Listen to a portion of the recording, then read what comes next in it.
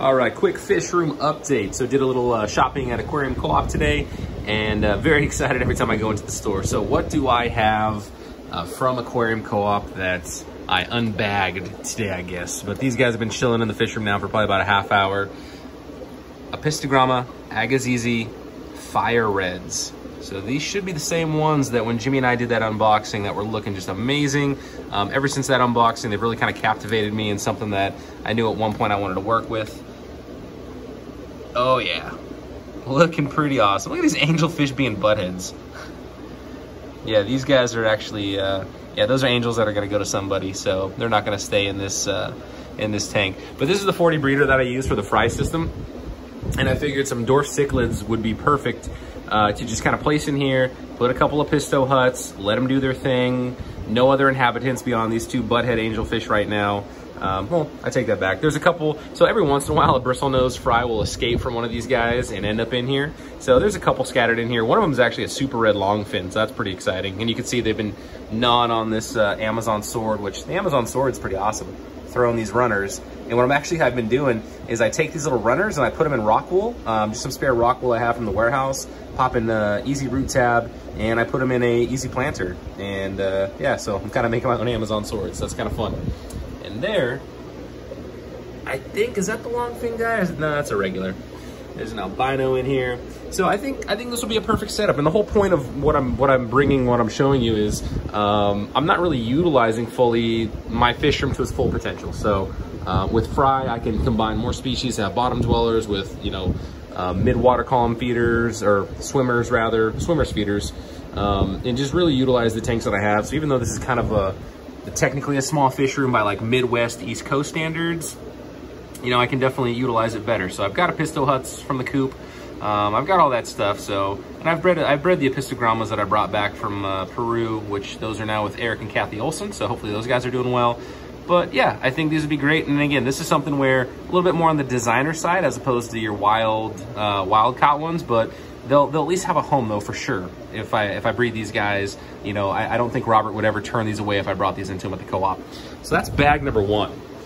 Say hi to some nice red mill and discus. Got the fry, or the brine shrimp hatching away. So what else does Randy have going on here?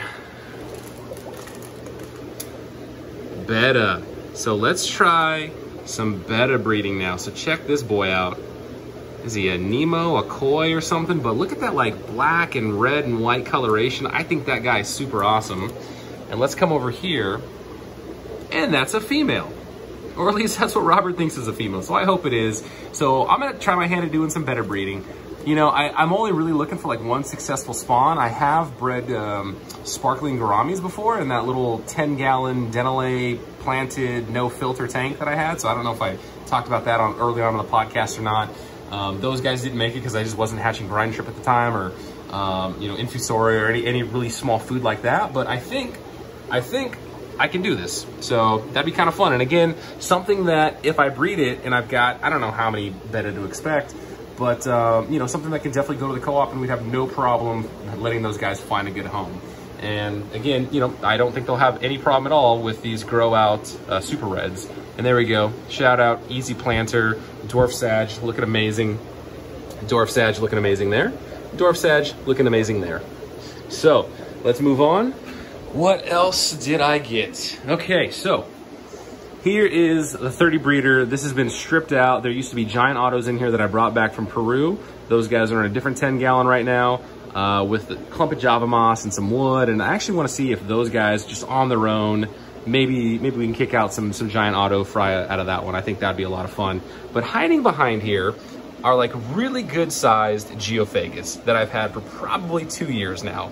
Or approaching 2 years. I mean, they're definitely sexually mature.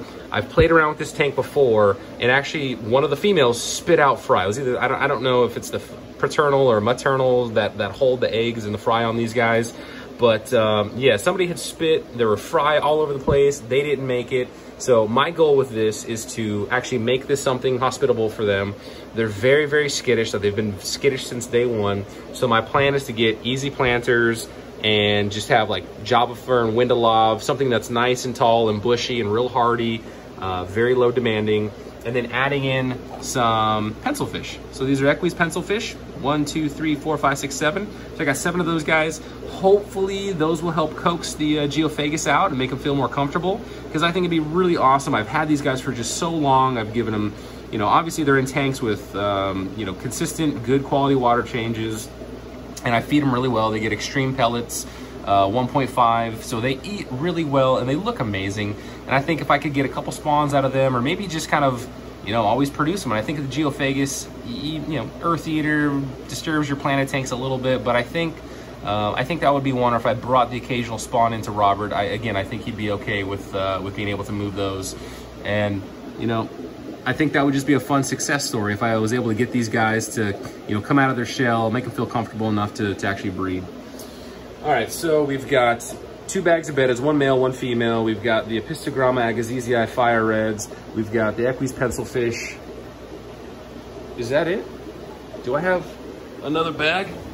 I thought I had another bag in here. Oh, I think the other bag was Cardinal Tetras for my son's room. So yeah, that's this fish room update. So 30 breeder right here. So this is the 220 longs used to sit up here. Very similar to this. You see how much wasted space is right here? So that could be all just water volume and tank. So these 220 longs were switched out. I've taken them out. They're sitting outside right now.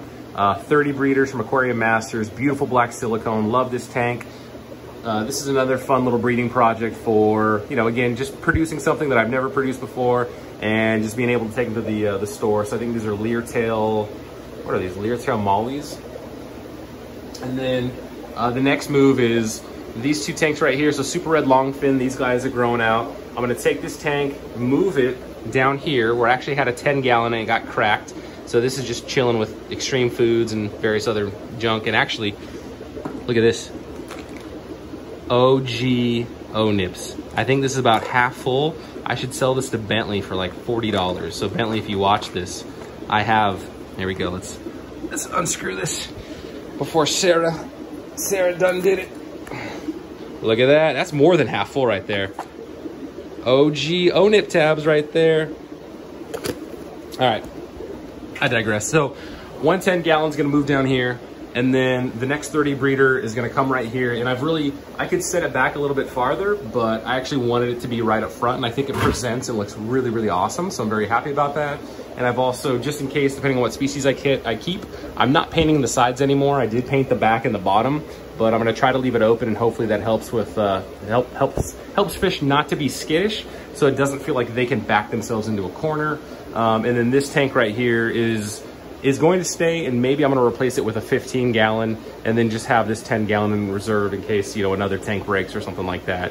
But, you know, just trying to maximize the footage, the square inch footage I have, the footprints of each of these racks. Obviously I've wasted a little bit of space on some of these, but you know, I'm not too worried about those edges right there. And then here's some other geophagus. These were guys that I moved out. So I had a group of, I think it's a group of 6. So I took these 3 out and I left the 3 most mature ones down here. I'm no geophagus expert, so I'm hoping what I did was leave the dominant male, for sure a dominant male, and hopefully like the 2 kind of, you know, dominant females, if that thing even exists in geophagus cichlid world. So we'll see what happens. If not, you know, I can switch them around. I mean, already in this tank, I think that guy says, hey, I'm now a dominant male. So I think we at least have 1 male in that group. Probably might need to do with a little separation because they're going from a you know, 40 or a 30 breeder larger group to something smaller. He's being a big bully. But even in this tank, they're already coming out of their shell a lot more. So I don't know. You know, this is just kind of a interesting fish for me to work with, and I really don't get it too much. And there's some Celestial Pearl Daniels in there that I might need to pull out. They're obviously, I don't think they're ever going to go after them. I think they're just going con-specific on each other. But yeah. Other than that, rainbow fish growing out, bristle nose.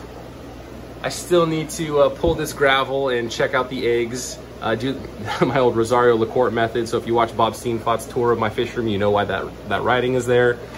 And these are just 3 breeding, well, yeah, I know that they're spawning. I know they do spawning activity, but these are Blue Galaris low collection point. And yeah, here's Another angelfish. Look at that angelfish shirt in the back in the reflection. This is a Angelfish Pear from one of my spawns that I got rid of my other breeders. Thought I wanted to get out of angelfish, but I decided no, they're actually pretty cool, and we can consistently, you know, find homes for these guys. So I said, I'll go ahead and set up a couple pairs of angelfish, so that way I can always kind of have some fry going. So I think that will be it for this, but I hope to be able to share some cool videos or pictures on the Aquarium Coop forum of betta breeding, of Apistogramma breeding, all that kind of fun stuff. And you know, if you're local to the area and you want to get some of these fry, hope I'm able to bring these in. And yeah, so clearly no shortage of super reds. You can see all those little guys in there. All the little microscopic, so like 3 or 4 generations of bristlenose in this tank. Here's still a gang of those angelfish I need to take, and I might do 1 or 2 more pairs out of this brood. Try to count how many that is. And then here's the main super red tank, and I think I pulled at least 30 really good sized juveniles out of this tank to take to the store. And if anybody wants some Malaysian trumpet snails, I'll just siphon them out and just send you a pound of them if you want them. All right, hope you enjoyed the fish room update.